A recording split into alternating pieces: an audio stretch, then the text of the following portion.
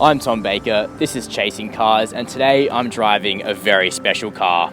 This is the Series 2 VF Holden Commodore SSV, and for those of you out there who are into your Australian car scene, you'll know that this is the last Australian Holden that will ever be built. Production has just over 12 months to run, and there will be a few more special editions of the VF, but for all intents and purposes, this is it. It's a good thing then that Holden have pulled out all the stops, and for 2016, the 6.2 litre Corvette LS3 V8 has been swapped in under the bonnet, giving the SS an incredible noise and 304 kilowatts of power, and all this for around 50 grand. So if you only take away one thing from this review, take away that this SS is a great car.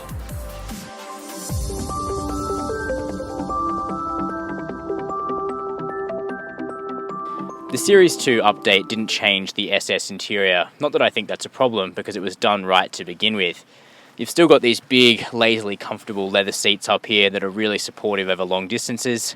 You've still got this well laid out and attractive dashboard centered around a crisp 8-inch touchscreen. While its navigation graphics are getting on a bit, the MyLink system is still one that's nice and easy to use. Plus you hang on to this nice little steering wheel, which has a flat bottom, which I actually think is pretty cool.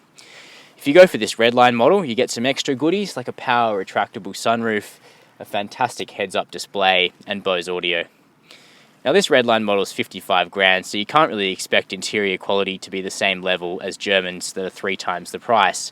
But for what you're paying, it's pretty damn good. Boatloads of space is what you get in the back of a VF Commodore, even in the sedan model. These are true 5-people cars. It's generous enough on space to take the whole family across Australia. For me at 6'0", you can see I've got enough headroom and really good legroom sitting behind myself here.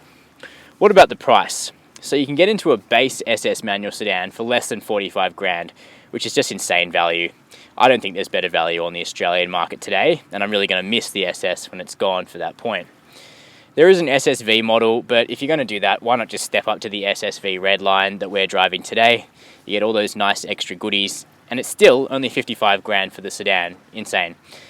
You're also able to get wagon and ute varieties of each of the SS models, but keep in mind, the wagon, you can't have a manual, which is a shame. Although the boot space is generous at about 500 litres and it's a decent size, the Commodore sedan's back seats don't fold, they never will, so if you need space from your SS, it's a good idea to go for the wagon instead, which is a fair bit more practical, or if you want a tray, there's the ute.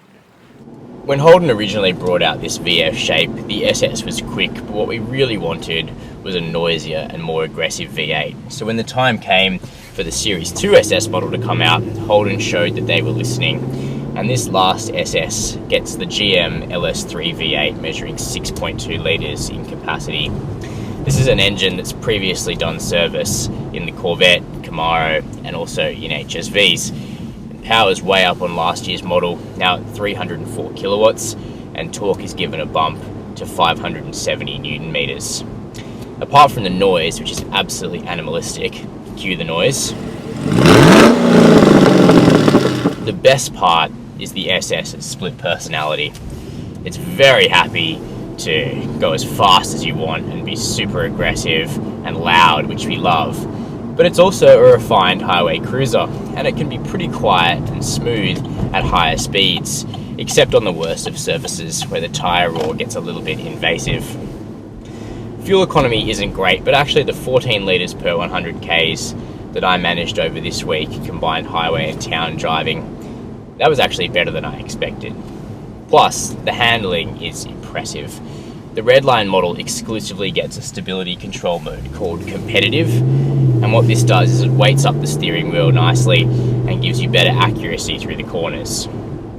The ride quality, while firm, is compliant over crappy Australian roads, and it shows you that the car has been designed from the ground up for our specific conditions.